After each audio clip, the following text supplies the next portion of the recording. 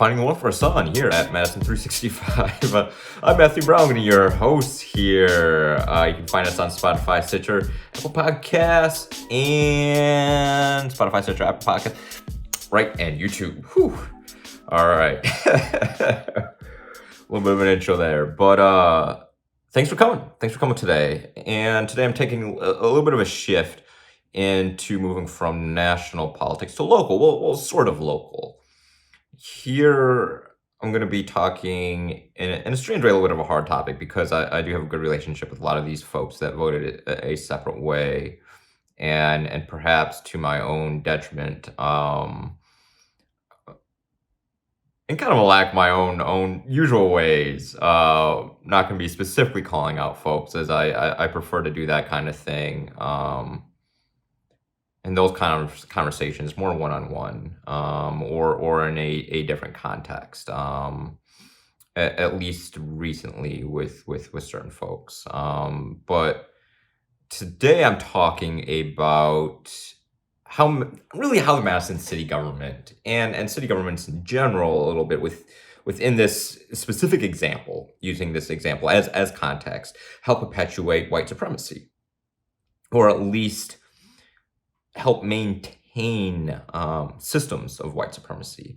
And this has a lot to do with funding and what we invest in and what we don't as cities and city governments. It becomes easy to invest in the status quo, and the status quo in a lot of real ways are police and police unions, who have a lot of power.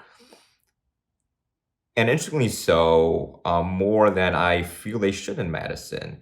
The city council and the mayor's office can take a lot more, I believe, risks around law enforcement and pushing back against the power and structures of law enforcement than they actually do. They're much more tepid, interestingly enough, than I believe they should be. And I believe a lot of these folks that are pushing for these things know better, or at least should know better, particularly when you look at the data. I know some of these folks claim to be data informed and have acted in such a way in the past. But I think particularly around policing and our criminal justice system, it becomes really hard for folks. Like, there's a real cognitive dissonance barrier, both in how they might view law enforcement in of themselves in the context and people they know and the role they play in a society and they believe play in society, and the role they actually play, which is upholding a white supremacist capitalistic racial caste system and oppressive class structure, where they're more interested in protecting property and an unjust full order than they are in actual justice. The police are a minimally effective organization in doing what they actually claim to do. Part of it is what they're founded on is not what they actually claim to be doing. They're not here really within a traditional non-racial sense of law and order and justice and protecting folks. Not saying that doesn't happen at all, but again, the primary role is enforcement of our racial caste system and protection of property and really kind of in a weird sense our wealthy elites. Historically, police have always been almost always been on the side of management and property over that in labor. When we look at workers' rights movements, it's why they were spared in Act 10 here in the state of Wisconsin, and oftentimes are spared in anti-union legislation and actions and measurements. There is a real aspect to that, as well as some of the first professionalization being rising out of slave catchers, enforcement of sundown towns, enforcement of Jim Crow laws, enforcement of redlining and de jure or de facto segregation across the country in real ways, and oftentimes taking part in race riots, instigating race riots, police, just down the line, and enforcement of unjust laws used to targeting Black people. The most recent round of these really came out of the crime bill, but before that grew out of the drug war, which was designed to target Black folks. These are known things. You can draw a direct line to these things, and there has been no major police reforms, and even police reforms is in short order. And I have a previous episode on defund, which I dive a bit more into it, and I think I'll do that again in another episode and diving a little bit more into police and what they are and what they aren't. And police don't even, I mean, one, most crimes don't go reported, and most crimes go unsolved. And police have a minimal impact on crime prevention. They're just not good at what the myth is of what they're supposed to do. They're good at what they're actually supposed to do, or what they actually are doing. But the myth, they're not actually good at that. Other things at preventing violent crimes, such as violent interruption models and public health models, are more effective and more cost effective than police in preventing and stopping the spread of violent crime, as well as other such things. I mean, unemployment has a large correlation and possible causation with crime, and good evidence that there's definitely causation there. Housing, like there's real structural things that we can do to drastically reduce crime, higher wages, reduction in unemployment, and housing stability, as well as healthcare and mental health. I'm not saying there's a direct, that mental health connection with crime is one that we need to be careful when we talk about it. But what we do know is that those that are suffering, or a lot of folks that are in jail suffer from mental health, is that we use our criminal justice system in a lot of real ways as a mental health institution. And it's not at all good at that. It deteriorates mental health. And we have criminalized emotional and mental health crises in real ways. But that is a lot of ways of what we're talking about. And those get disproportionately targeted are Black, brown, indigenous, and homeless individuals, and other, and those that are stuck in poverty or trapped in poverty are the ones that, are more likely to be locked up when they're suffering from mental health or emotional health disturbances. So this latest round, though, is really, and where this is centered in is in our city budget. So the mayor proposed raising MPD's budget by 3% during a budget shortfall when every other department was being cut or asked to be cut. Alder Kimball proposed a $250,000 cut that passed, with a proposed $1 million left on the table that would avoid mandatory furloughs by city employees. Now, city employees said that they're okay with it, but the fact is that we could have avoided these mandatory furloughs with a $1 million cut that would not have, I believe in their eyes, actually actively negatively impacted MPD in any real way. Police department budgets don't get cut. Everybody else gets cut. We get scared about talking about defunding the police, that we defund housing, we defund mental health, we defund food access, we defund so many other things. But we get scared when anything is about to be removed from police. The police union and MPD refused, apparently, to come to the table to negotiate when every other city department, including Madison Fire, came to negotiate and find ways to, make the budget happen. So apparently they put their needs above everybody else. Their wants, their needs above everybody else, without actually even thinking the fact that these furloughs and how they negatively impact other people. And there's going to be, not everybody in this, city is making, there's some lower wages folks, and a scale of range of folks. So these furloughs are going to hurt some people a lot more than others. And I'm betting those people are disproportionately Black and brown. All right. Already kind of on the lower end of being paid by the city, which is more likely to cause negative impacts on their family, particularly when we know about, stresses in money and budget. You talk about mental health. You're talking about it making it harder to afford things like childcare and down the line that have an impact on, crime.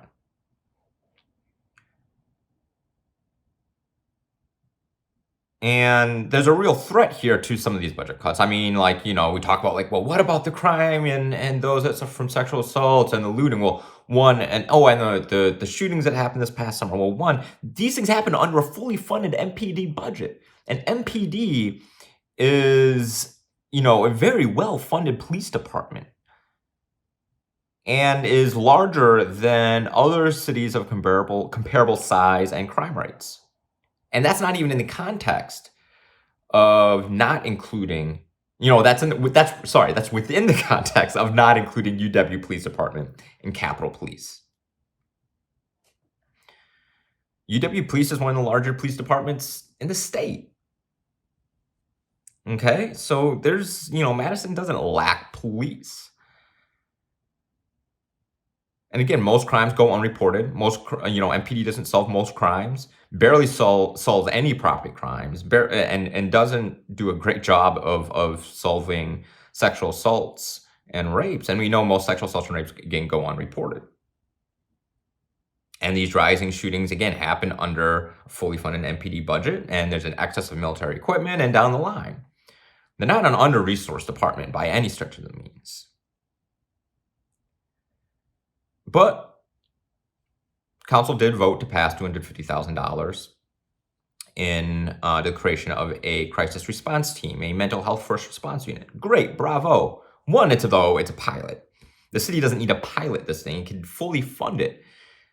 This isn't an entirely new model. Eugene, Oregon, with Cahoots, has had this model for a number of years to great success.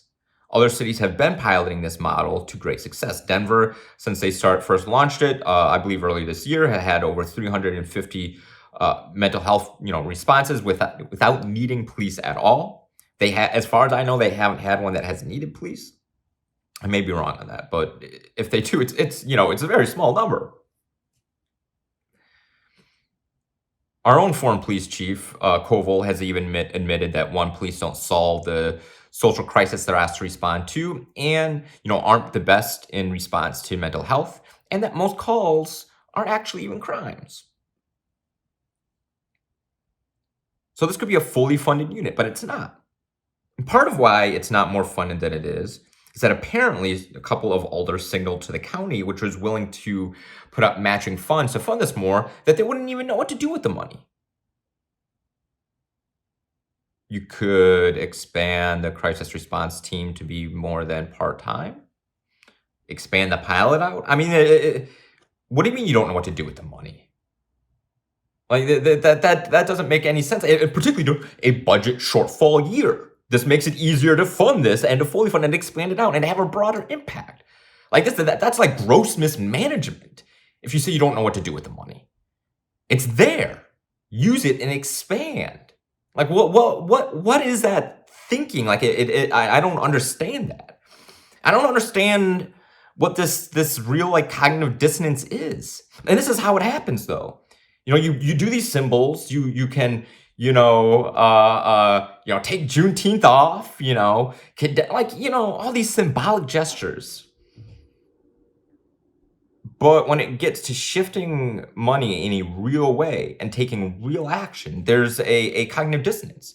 When the data tells us one thing, and it's telling us one thing, history, data, and context are telling us a lot of things and telling us that the path that we're on is causing a lot of harm and does more harm than good. I mean, you cannot look at the data and say otherwise. And the only way to say otherwise is that, one, you're being dishonest, or two, you're suffering from cognitive dissonance. Like, those are the only things. Because if you're being truthful, then, and if you're being truthful and you're seeing things the right way, then you should be able to take the actions.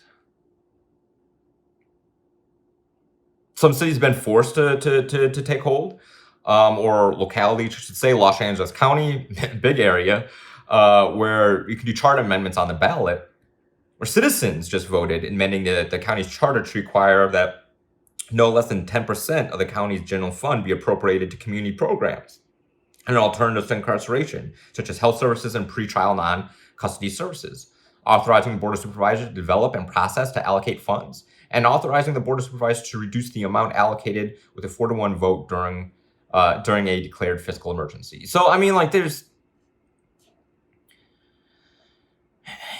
ways out, but hey, it's a bit more than what we've done, all right? And when you start breaking down some of these arguments of defund and remove them from like the defund slogan, people support these things. They support a lot of these measures of decoupling these extra things that we've attached on to police departments to do that they're not actually that effective at doing and put people in harm's way. If we had a community, a crisis response team, mental health first responders to respond to Tony Robinson, Paul Heenan, and others would still be alive. Other people who are alive but have suffered under the brutality of MPD have been beat, have been in jail, lost their jobs because they're suffering a mental health crisis and ended up in jail, would have had better outcomes in their lives with the crisis response team. Now we're only piling it out, which is fine. Great. Good job. Good job on doing effectively the bare minimum.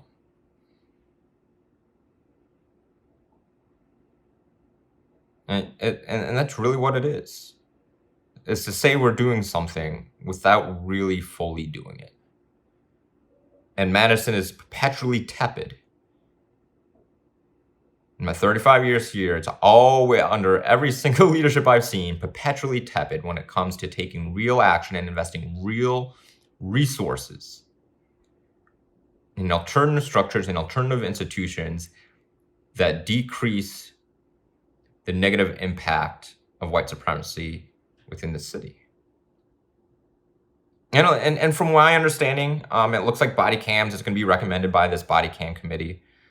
When the evidence isn't there that body cams actually, one, reduce use of force by police, two, can be used to hold police accountable. What they actually are used for are to lock more people up and to add on more charges to people. Something like disorderly conduct or whatever, police go back and add on charges. There's major issues of, individual, identity security when it comes to, possible victims of domestic violence, sexual assault, immigrants. These are real issues there. Body cameras are very few far in between is it actually successfully used in holding police accountable. Partly because there's no mechanisms to hold police accountable. And a large chunk of that is the lays right on the police union.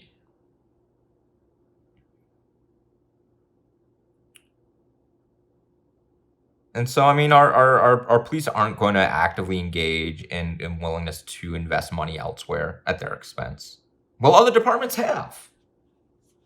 And not just like they get defunded and we put more money in police.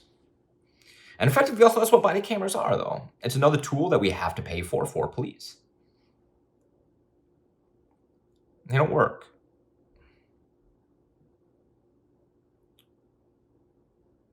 And to be clear, there's multiple ways to support white supremacy. This is part of how insidious it is that it's far more than just militias roaming the streets and a president encouraging white supremacist militias to roam the streets and to cause violence. It's more than just racist police systems and institutions in a racist criminal justice system. It's more than just redlining. It's the inability of those elected to push back against the status quo, where they'd rather fiddle at the margins than to take the necessary steps when all the data tells us what the necessary steps are to take. Like, this isn't some ideological argument either. This is a very pragmatic one. This is a reality one. Like, I don't really subscribe to ideologies. I try to look at and see what works. And what we're currently doing isn't working. And I know these tepid responses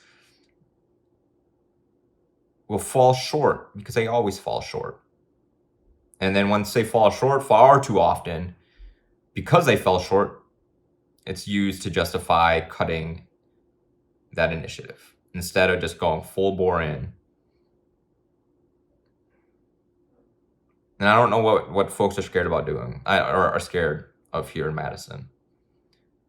I don't know if it's a lack of political courage. I don't know if it's cognitive dissonance, because the reasons I've heard of why money is left on the table, of why things are fully funded, aren't fully funded, of why, people went along with MPD and the police union not engaging in budget cuts and so on and so forth down the line, they don't hold up to scrutiny for me. They don't. They really don't. And in fact, I believe they fall apart quite fast in scrutiny and ultimately just become this, kind of circular logic in real ways, or rely upon fallacies and sometimes outright deception. I don't know what the answer is, and I really don't know what to do, but I maybe it's just I urge those that are in leadership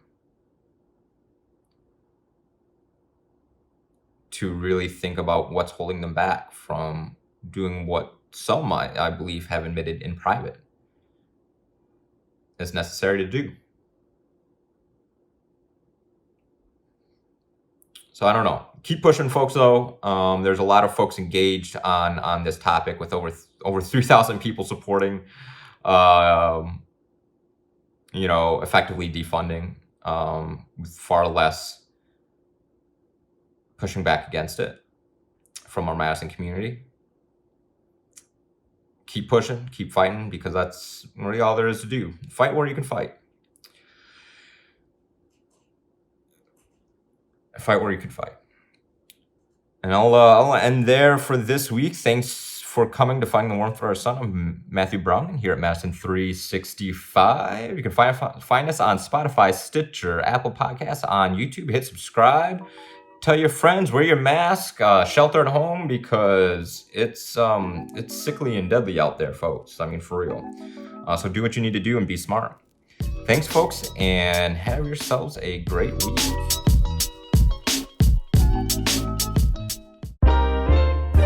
This is 365 Media.